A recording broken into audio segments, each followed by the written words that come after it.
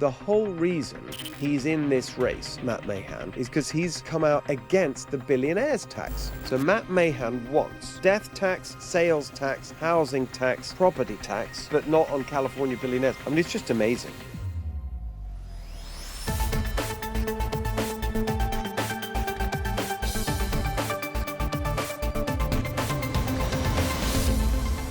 Hello everyone, welcome to the Steve Hilton Show. Taping this on Monday morning before the very first TV debate in the California governor's race, so I'm looking forward to that. In fact, I'm going to get a little bit of briefing for that debate from someone who's joining us to tell us the truth about the latest entrant into the California governor's race, Democrat Matt Mahan, mayor of San Jose, being sold to us as the moderate Democrat that we need in California. Is that true? Do we need Matt Mahan? Is he moderate?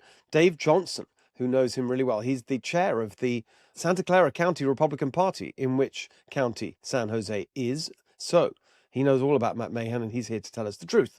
And Susan Shelley is here with some incredible stories of corruption in California, and one particular story about what's going on with paving the sidewalks in LA, or rather not paving them, that just illustrates in an insane way everything that is wrong with how California is run by these Democrats after 16 years of one-party rule. And that's all coming up, but I just want to start with this. Another example in the last week of the total casual disregard of Democrats who are in charge of our state for anything that resembles good stewardship of public money, being careful with the taxes that we pay, making sure that they take the minimum they need and give us the best possible results in exchange. Exactly the opposite. They just keep doing it. They keep taking more and more and more, and we get less and less. And one of their favorite piggy banks, if you like, for taking money from regular Californians and then either wasting it or allowing it to be stolen and fraud and corruption. And there's all that going on. You've seen stories this week with Nick Shirley here looking into that, working alongside one of my colleagues at Cal Doge, and Benny Johnson, who I was with on the streets of LA a few weeks ago. He's put out some of the stuff that we put together on that. So it's just, it's a national story, what's going on in California. Susan Shelley, who's coming up later in the show, talking about Dr. Oz, who was here, pointing out the vast scale of fraud in the California healthcare budget. And all this is going on. The fraud gets worse, the corruption gets worse, the bloat in our government. What do they do about it? Instead of actually cutting it, doing something to be careful with your money, the answer is always more, more, more. And here's the latest. It's called the mileage tax. The mileage tax in California. This is their latest scheme to take more money from us for their bottomless pit of money. And this is even worse than normal, because it combines stealing money from us for no good reason and creepy surveillance. So this is the idea that you're going to be they're going to track you every mile you drive, and they're going to charge you per mile. And they're not even telling us exactly how that's going to work, the creepy surveillance that's going to mean that they know exactly where you go every minute of the day in your car or truck or whatever it may be. And they have these sort of vague statements. This was passed in the legislature this week. That's why this has come up. These vague statements about, well, protect your privacy. Who believes a word of that? Of course they don't. So you've got this creepy surveillance part of it, and you've got the costs. And the costs are estimated to be over $1,000 a year, typically. Of course, that'll be much more for the people who can least afford it. That's what's so outrageous about this kind of thing from the Democrats, because when you're talking about a mileage tax, who's that really going to hurt? It's going to hurt the people who drive the most. And who's that? It's not the climate warriors tapping away at their MacBooks in Marin County, lecturing everyone on climate change. It's working class Californians who drive their cars and their trucks 2, 3, 4, 5 hours a day to get to and from work because housing costs are so high. It's working class Californians who will be hit the most. It's an incredibly unfair, incredibly regressive in the economic jargon, this tax, because what it means by regressive is that it hit the poorer you are, the higher the proportion of your income that is taxed. It is completely disgusting that they're talking about this. And they're not talking about it instead of other taxes. We already pay the highest taxes in the country. And here they come with another one that's proposed. I made clear, I mean, it's still a proposal, but if this comes up and they pass it in the legislature when I'm governor, I will veto this for sure, no question. I'll be absolutely delighted to veto it because it's outrageous. And then the other bit of it that's so outrageous is they say, oh, we need this money to spend on roads and this and that. We have the worst roads in the country. They're already taxing us to the hilt. We have the highest gas tax. And another part of it that I addressed last week was vehicle registration. Vehicle registration in California, off the charts expensive. In most states, renewing your vehicle registration every year costs under $100. In most places in America. In California, hundreds, even thousands of dollars. Literally, I mean, you ask around, you talk to people, oh, I paid $1,500, $670. These numbers are typical because this is what they actually do. And I made my announcement on this at the end of last week. They got a flat registration fee, and then they add on all these taxes, things like transportation improvement fee. What is that? The transportation's a disaster. We have the worst roads. Literally, I looked it up. There's a ranking of the roads and the quality of the roads, the smoothness of the roads. We're 50th out of 50 states. So where's all this money going? I mean, when you look at all these different charges and taxes that they put up when you renew your registration every year, it's all these things you don't know where the money's going. General fund and county this and city that and whatever. It's just more and more taxes. So on that, I had a very specific plan, which I laid out last week, which is to cap vehicle registration in California at $71. That is the flat fee. That's the basic rate. And then they add all these other things. I'm not going to add all those other things on. They're not going to be added on at all because we already pay the highest taxes in the country. They don't need more money from us. They don't need more revenue. They need to cut the fraud and the waste and the corruption and the bloat and actually make sure the money is spent wisely. That's what we need to do in California. And this is part of it. And then when people say, oh, how are you going to pay for the roads? Well, we looked it up. And if you look at the actual proportion of the income to the government from the vehicle registration that goes to roads, it's about 26%. And if you do the calculation of how much would be saved by what I'm talking about, it would bring in about 25% of the revenue that we currently have. So the numbers basically match up. What we're cutting out is all this other nonsense that doesn't help improve the roads at all. And boy, do they need improving.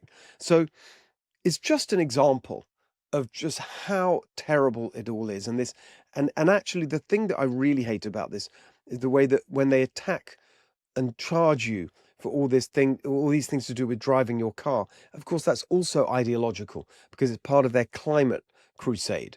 And so they hate people who drive cars, they hate people who drive trucks, and they just want to punish you. And it's disgusting because it's working class people that are going to be hurt the most. So we're going to stop all of that when I'm governor. It is part of my plan to make this state Cal-affordable. You can see all of those plans and look it all up, including on vehicle registration, at my campaign website, stevehiltonforgovernor.com. All right, Susan, the usual list of catastrophes and disasters and corruption from Democrats in California. The first big story as a national story, and then, of course, Gavin Newsom didn't like it, so there's been a lot of back and forth. Dr. Oz, who the administrator of the Centers for Medicaid and Medicare Services, if I'm getting that right, was here exposing fraud. Tell us what's been going on with that. Well, Dr. Oz came to town to point out that there's a tremendous amount of fraud in California. We all saw what happened in Minnesota. California makes that look very petty. Just by the dollar amount and the size of the population, it's going to be much, much bigger. So he pointed out that 18% of the home health care billing in the United States, 18%, comes out of Los Angeles County by itself. Wow. Home health care. Home health care billing. This is for home health care and hospice together. And what he found is that there are a huge number of fake hospice agencies. And he said this is organized crime. It's organized international gangs that are doing this.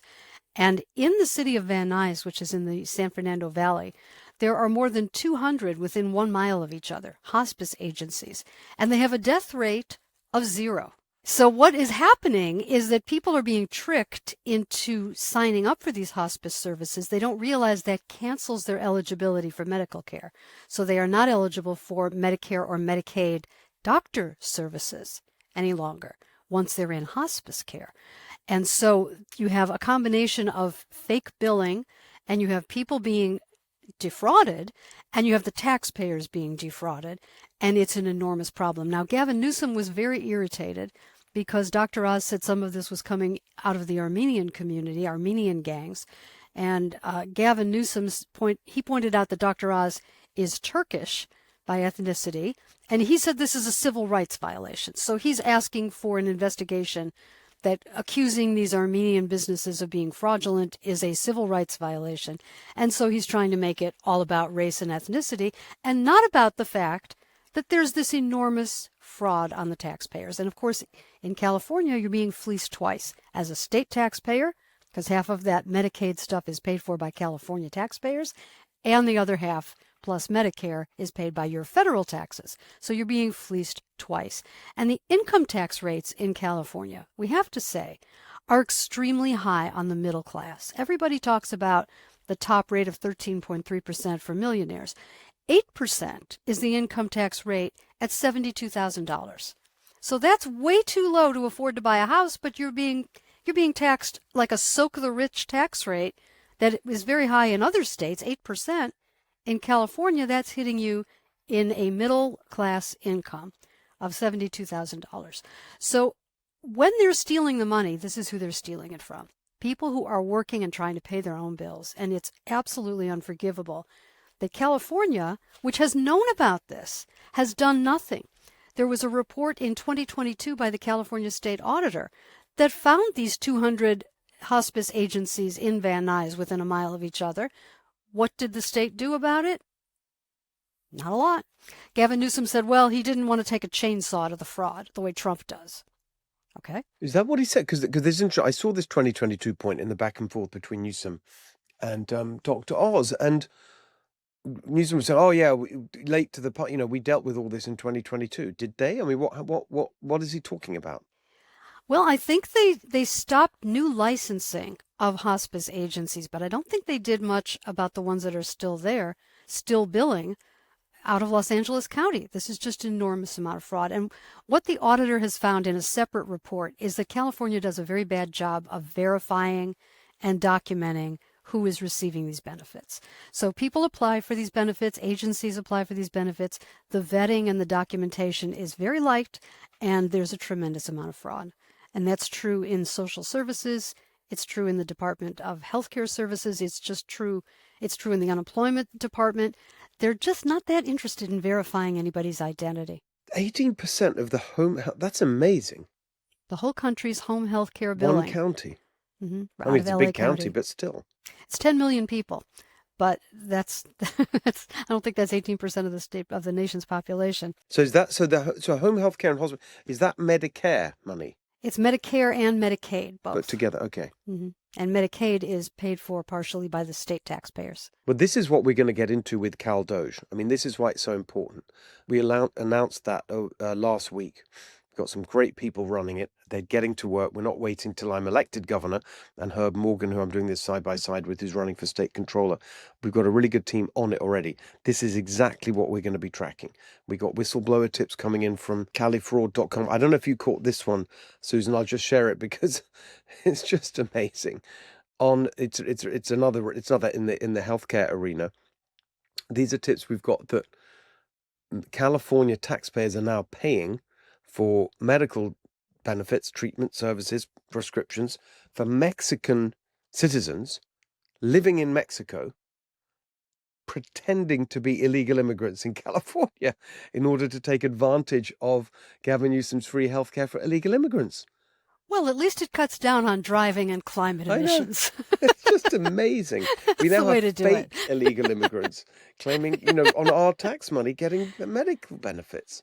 I think that happens with the earned income tax credit also, where people are receiving these checks from the taxpayers, which are called tax refunds, but they're not tax refunds because no taxes were paid in. Yeah. But it's sort of welfare through the tax code. And I think there are people who are out of the country receiving some of those in what the government gently calls improper payments.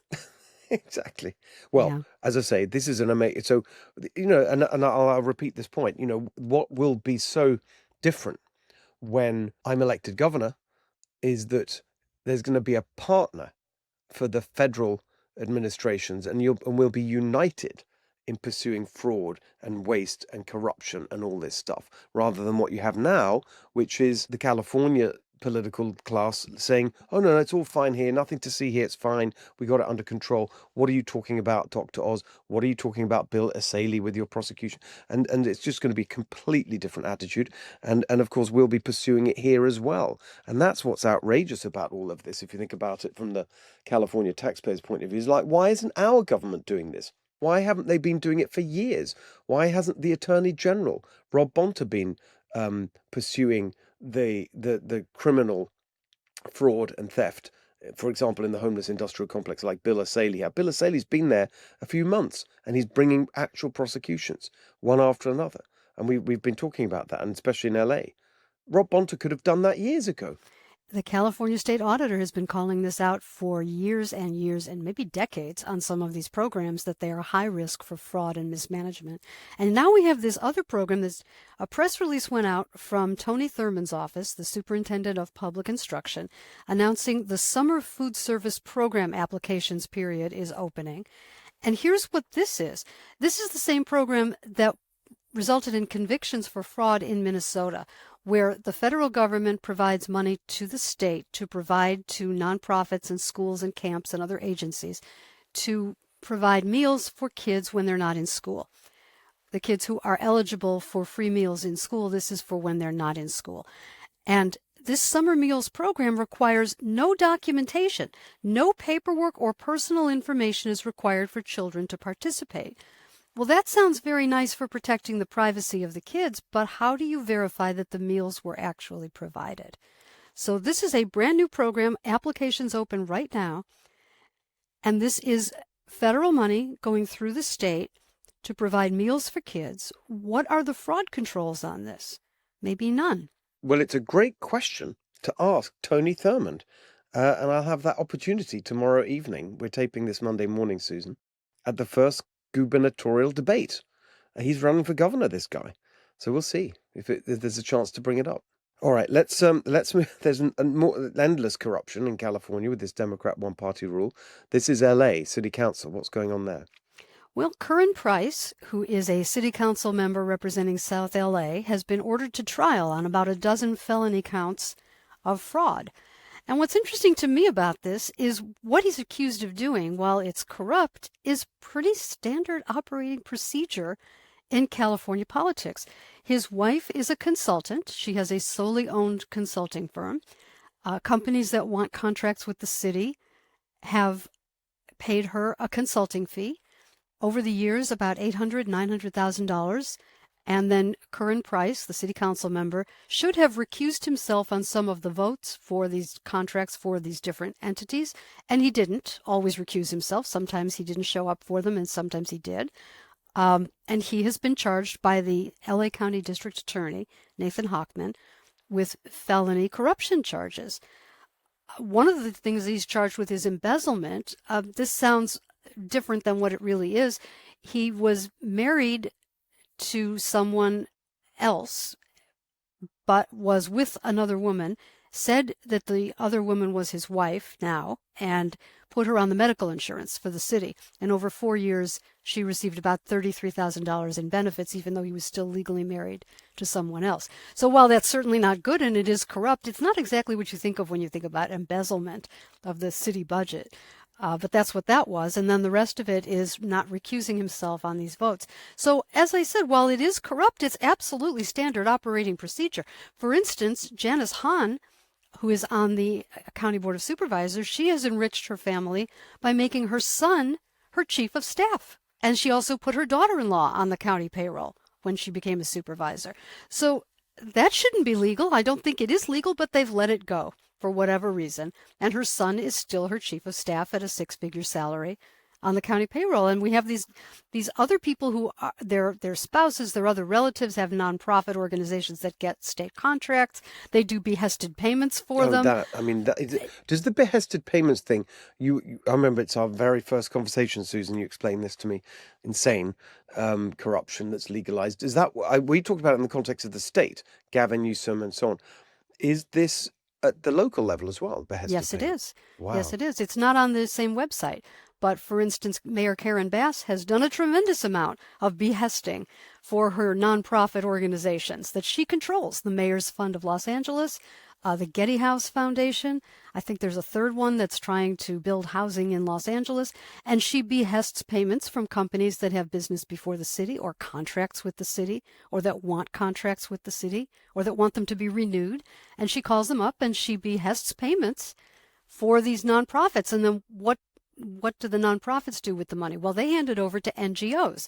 And some of these NGOs are doing things like organizing protests over immigration and the rest. So what is going on here? This is so corrupt that politicians can legally shake down companies that have business before the state and then direct the money into these other things that benefit them politically, but are not official through the city budget. It's just a really sleazy Tammany Hall kind of corruption, and nobody's charged for that. That's all legal. But Curran Price has been charged and will face trial. Mark Ridley Thomas, who was also on the city council, and before that he was a county supervisor, he was charged for accepting a scholarship or soliciting a scholarship from USC for his son and a professorship job, and he was also voting for contracts for USC at the time. But Mayor Karen Bass, when she was in Congress, accepted one of these scholarships, full-ride scholarships from USC for a degree in social work. And the House Ethics Committee reviewed it and decided to give her a waiver. So she's not charged, but Mark Ridley Thomas is charged. It just seems, I'm not defending the corruption, I just don't understand the rules here. Some people get away with it, and some people get charged for it. So just let's go over it again with let's just use Karen Bass. So she's phoning up a company with business that needs something from the city. Right. And she's saying, please give money to this organization. What's that thing called? The Mayor's Fund. What is that? The Mayor's Fund for Los Angeles. Eric Garcetti, I think, began this. And during COVID, I think there was a $5 million behested payment from the nation of Qatar. What was that about? It was a huge amount of money during COVID, and he used it to give out debit cards, COVID cash, or he has some cute name for it, to help people out. So the Mayor's Fund is a kind of non-profit. It's a nonprofit, and supposedly it's independent of City Hall, but its offices used to be in City Hall and may still be, and it's run by people who are associated with the mayor. And they do things that make the mayor look good. Exactly right. Okay. So they behest payments into this fund, and then the money is spent for like walking around money and helping out different nonprofits that can do voter turnout, and it's absolutely political. And maybe it's also philanthropic. Maybe occasionally it does good work. The question isn't really why they want the money. The question is, why is somebody giving the money? Just explain walking around money. Walking around money is when you pay people to help you get votes out. I know. I've heard this before. It's an old Democratic machine political trick. I think it's you put money out on the street, and I think in some cases they literally pay people to vote. I mean, that's right. When I first heard this, I thought, you got to be kidding. I mean, this is just straight up buying votes. Mm-hmm. Well, now we have ballot harvesting, which is really interesting because you don't even have to turn out the voters. You just have to turn out the paper. And so they pay people to knock on the doors and ask for the ballots and harvest them. And this is legal. Nobody's going to jail for that. This is legal. So the level of corruption, and then these selective prosecutions that seem to drill down on relatively minor stuff. Now, there's been major corruption also. Jose Huizar is serving a 13-year sentence right now. He was a city council member who ran a completely corrupt operation where he was essentially selling development rights. He controlled the Planning and Land Use Management Committee, and he used that position to essentially extort bribes from developers. And the bribes were spectacular. It was luxury trips and luxury meals and casinos and cash and campaign contributions and all kinds of things. This particular scandal with Current Price, which is going on now, even the prosecutor said in court during a hearing to see if it would go to trial, he said, well, this isn't the standard kind of corruption case where you're going to see strippers and cocaine and cash. This is more like a long-term plan to enrich himself. If you don't have the strippers and the cocaine and cash, what's it even doing in Hollywood? You know, this isn't worth a... It's amazing. Just one last thing before we move to the final story. The walking around money.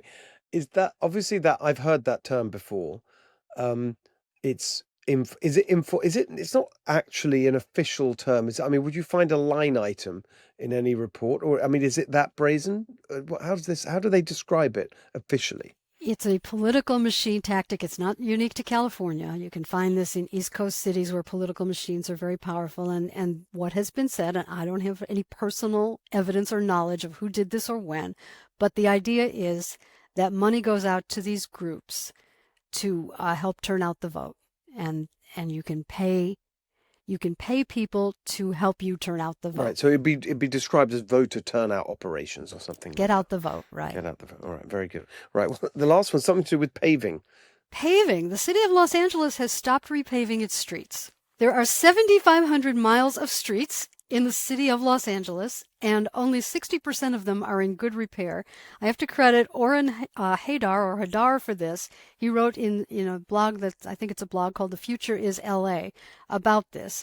And what is happening is that a federal rule from 1994 says that when you pave a certain amount of a street, you must install ADA required curb cuts for wheelchairs and strollers and whatever else. It's very expensive in Los Angeles because everything's very expensive the way we do it in Los Angeles. So $50,000 each curb cut, $200,000 per intersection, and they have stopped paving the streets to avoid having to pay this. And the second thing that's causing it is in 2015, the city council passed something that was purely advisory, aspirational, they called it, the Mobility Plan 2035, which said that all of these various streets should have bike lanes and roundabouts and bus lanes and sidewalk improvements and road diets to slow traffic down. This is the mobility plan. Nobody ever thought they were really going to do this when they voted for it, but it helped draw down money from Sacramento because it looked like it was climate friendly and they could get some of this greenhouse gas reduction fund money, some of these grants for the city. So they voted for the thing. And that's what they said at the time. We have to get the money. We have to vote for this. None of this is going to happen tomorrow in your district. Don't worry about it. That was the conversation in 2015. Well, the people who wanted the bike lanes were very angry. And they put something on the ballot in March of 2024, Measure HLA for Healthy Streets LA. And this mandated that when 1/8 of a mile of a street was repaved, it triggered the enforceable installation of these road diet, bike lane, sidewalk improvement, bus lane things. The city stopped paving the streets. Because if you don't do the bike lane and the road diet and the rest of it, and there's of course a lot of opposition to many of these things, if you don't do it, anyone in the city, any resident of the city, can file a lawsuit against the city to enforce it. Wow. And that is sort of like the PAGA law, the Private Attorney General Act. This could bankrupt the city of Los Angeles, and it would obviously create tremendous opposition if every time they repaved a street they took a lane away. People would be pretty upset about that, but that's pretty much what this thing requires. So they've stopped paving the streets, and now they do what they call large asphalt repairs and slurry sealing, and that doesn't trigger it. And the streets are going to crumble. So what is that as opposed to repaving?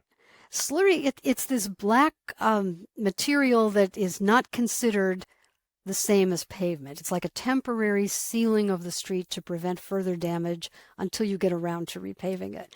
And for whatever reason, whether it's the courts or it's the regulators, somebody just determined that this is a different category. So they can slurry seal a street, which is a temporary fix, and they can do, quote, large asphalt repairs, which is something they invented themselves. That's their own term. And they have 1,000 large asphalt repairs planned and no repaving. It's an amazing story. Everything about that, I'm so happy you laid it out in such detail as you always do, because it just goes to, there's so much in that that just explains the madness of how we're governed in California. It's all, there's just sort of ridiculous regulations, everything's so expensive, so then the bureaucracy, they have to find tricks to get around it, and it's all just cost and bureaucracy and hassle, and we pay for it and then get worse outcomes in return. Yes. I mean, that's basically California. It's Yes. just amazing story. Thank you, Susan. That is absolutely brilliant. Wow. Okay. Thank you.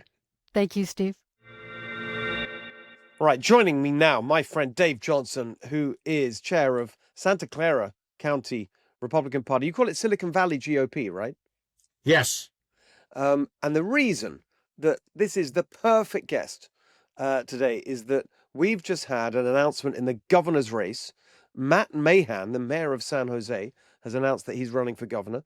Looking forward to taking him on.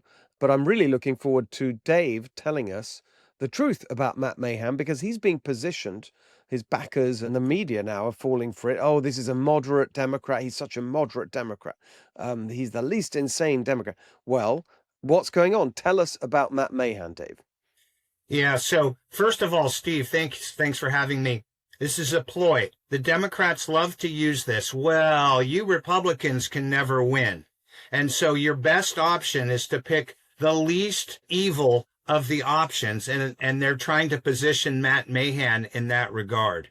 So we're going to be hearing a lot of this in the media, and as a matter of fact, I know that in today's Wall Street Journal, there was either an editorial or an op-ed that says that Mahan is a moderate that we can live with, but I don't believe it. And the reason is because, well, I live here in Silicon Valley, and we've spent the better part of the entire year trying to get a hold of Matt Mahan's office, but he has rejected us at every turn. Why? Well, he came and solicited Republicans to support him as a moderate. A lot of my Republican friends were supporters, but he never gave us the time of day since he became the mayor. And the truth is, since he's become the mayor, he's moved very, very quickly, very far to the left. Give us some examples. Where is he on? Let's start with taxes, because I think I know where, because I've been there with you campaigning against tax increases at the local level. Where is he on taxes? Yeah, well, we like to call him, so we created a new nickname for him, Steve. It's called Max Tax Mahan. But we call him that for a reason. He's been a rabid supporter of every single misguided tax scheme that's come along in the last few years since he's been in office. His record really is a litany of linking arms with economically illiterate schemes to raid our pocketbooks. What am I talking about? Number one, he's a fierce opponent of Prop 13. He supported the Prop 5 measure a couple of years ago, which would have weakened Prop 13 taxpayer protections. Fortunately, the county and state taxpayers rejected Prop 5, but he's now opposing this year's Local Taxpayer Protection Act to support or uphold Prop 13. He supported RM4, which was a regional housing tax, right up to the moment that it had to be pulled from the ballot because of misleading language. And he, most recently, in the special election in November, was a supporter of our county Measure A, which was a sales tax increase to, quote unquote, support the hospitals. He voted in favor of that, and then he wished he didn't after it passed, because the money wasn't going to be used as it was proposed to have been used. So how much is the sales tax now? The city where I live in, it's now, I think it's 10.5 when it goes into effect in April, 10.5%. There's going to be a regional transportation tax increase that's going to be on this November's ballot, and that will add another half-cent sales tax. Matt Mahan sits on the board of Valley Transportation Authority, which is one of the country's worst performing public transit systems. He's on the board. So, of course, he is going to be in favor for increasing a regional tax, which goes to Bay Area Rapid Transit, Muni, San Mateo County Transit, Alameda County Transit, and Valley Transportation Authority. But that would put us over 11% or at 11% sales 11%. tax. See, that, by the way, just that is an example of why we need the Save Prop 13 ballot initiative, because this is it's supposedly there's a cap on sales tax, which is 7.25% the state rate, and then a 2% uplift locally maximum. So you shouldn't be more than 9.25%. Well, and I've heard, and maybe you could check it out, but I've heard that somewhere in the state constitution it says that the cap is supposed to be at 10. But either way, the way that everything is going, we're going to be at 11 by this time next year if the regional transportation, which I hear is going to pass. And so so by the way, this sales tax is the most regressive because it hits everyone, and so the poorest pay the most proportionately. It's a tax on the poorest, on working class people. So what's amazing about this is that the whole reason that he's in this race, Matt Mahan, is because, I mean, it really is the whole reason, because I know about this, because I know a lot of the people involved. Rick Caruso was seen as the great, moderate hope, formerly ran for mayor of LA. So he had all the kind of Silicon Valley billionaires pinning their hopes on Rick Caruso, exactly as you say, because they say, well, a Republican can't win. They're not prepared to fight to help a Republican win. And so we'll just need the least insane Democrat. So they were hoping for Rick Caruso. The minute that Rick Caruso announced he wasn't running, they searched around and they found this guy. And the reason that they love him is because he's come out against the billionaires tax. So basically, this is a guy who's in favor of taxing the poor, but the only tax he's against is the tax that hurts his donors, the billionaires. It's amazing. Yes, he doesn't want the state tax, but he likes the idea of a national billionaires tax. And he's also in favor of the death tax on inherited property. Tell me about that a bit more. Where did that come up? I believe it's going through the state legislature, and probably Newsom will sign it, but he's in favor of a tax on inheritance so that you cannot pass your estate on to your children, so that it'll be reassessed. The state will take a large fee. So Mahan, that's another one that Mahan supports. So basically I just want to get this right. So Matt Mahan wants death tax, sales tax, housing tax, property tax, but not on California billionaires. I mean, it's just amazing. The only thing that would be more amazing is if he actually supported the billionaires tax. But when you got 9 out of 10, or whatever the actual number is, it does show a pattern, and the pattern is very clear. This is not a moderate in term, and then where does all this tax money go? It goes to a regional transit district, a county, or the state. And I've heard you say many, many times, well, what does the state do with all this money? They already have plenty of money. We have the highest taxes in the country. So tax, he's just the same old Democrat. Another one you hear, I've seen this written even in the California Post. They're all tough on crime Democrat Matt Mahan. Is he tough on crime?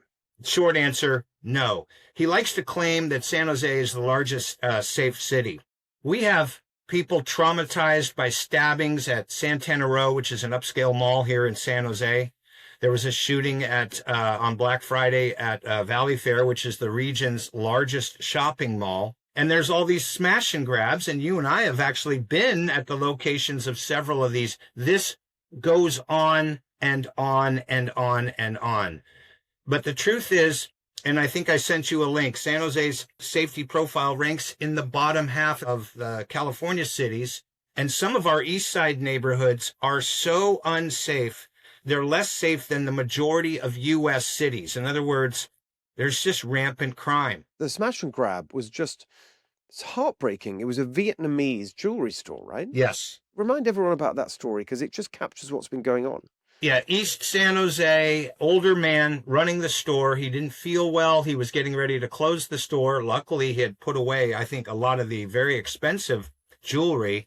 And these guys drove their car through the front window, and then whatever it was, a half a dozen or a dozen of them jump out, smash all of the display cases and steal all of the jewelry, beat the man up to within an inch of his life, and then they split, all before any police response was possible. How old was the guy? I think he was in his 80s. That one made the national news, but there's a lot of them that go on every day that maybe don't make the national news. And there's a lot every single day. You go to any retailer, everything is locked up. Everything is locked up. You want shampoo, it's locked up. You want lipstick, it's locked up. This would be at your Walgreens, your CVS. What stores are left are doing everything they can to protect their inventory. In San Jose? In San Jose, I would say that might even be outside San Jose. You know, it's more of a regional or even a statewide issue, but certainly here in San Jose, if you want to buy a bottle of whiskey, for example, you go into the Safeway, that's behind lock and key. You cannot go in and just, I mean, you can buy the rot gut, I suppose, and I don't drink whiskey, but it's all behind lock and key. Anything that's of any value at any retail store in the area is under lock and key. I think Mahan likes to brag about that his conviction rate on homicides is very high. Okay, good. You closed those murder cases. Thank you very much. But you've got all of these young people running around doing the smash and grabs at want, and no one will go after them. If you go into a Walgreens or a Safeway, somebody steals something, they run out the door. Nobody can do anything. They're not allowed to go after them. They can't chase them. There's no effective loss prevention programs. It's not allowed, I suppose. I would think that if you're going to make the assertion that you're tough on crime, that you would be going after the less violent crimes that lower the standard of living for everyone in the area. The most important point that I wanted to make is that when you have a situation like we have here, where taxation has become so burdensome and it's continuing to go up and up and up, it makes everything less affordable. The businesses in downtown San Jose have to shutter their doors and move out. If a new business comes in, they can't find employees because the employees live too far away because they can't afford to live here. The taxation, I believe, directly impacts crime because people cannot afford, A, to be in business. We could get into the regulations it requires to open a taqueria or a Mexican, whatever, any kind of a restaurant. That's burdensome. But just focusing on taxation and the impact that has on the mentality of young people who see no other way out, or they believe that they're entitled to be able to walk in and steal $990 worth of merchandise without any fear of getting caught. That, to me, goes against being even able to make the claim that you are a moderate or that you're tough on crime. And what about his calling, keeps going on about homelessness? We fix homelessness. Well, we have a problem here in San Jose, I believe, that's very similar to the state. There's a lot of money that gets thrown at it. He's offered some temporary fixes, converting things, but to me, and I'm a general contractor. I've been to some of the sites, a site in particular where they spent $100 million. They bought prefabricated wood structures, stacked them on top of each other, 220 units, cost them $100 million. And within 1 year, there's leaks, there's mold, there's been crime in that area. Yes, it's low income housing, but that should have cost 10 or 20 million at the most, not 100. Where'd the money go? And so people will say the positive side is they'll say, well, he cleaned up Coyote Creek. He moved this homeless encampment out. No, they all just go somewhere else. There's no less homeless than there were. I think he was also in favor. If you are homeless and you get arrested twice in 18 months, we can throw you in jail. And he was for that, but the city council didn't approve it. They had to water it down. That's just sort of typical. There's a narrative. And right now, I believe Mahan is running to take votes away from people like you who are legitimate, conservatives. Well, that's why we got to point this out. That's and we right. will. And that's why you're going to have a very big role in the next I'm weeks and months, enjoying Dave. I'm enjoying my role because it's not right. I'm not a fan. I don't approve. Yeah, well, it's very important. People need to know the truth, and that's the thing, especially when they believe these slogans. Oh, he's moderate, he's competent, he's cleaned up San Jose.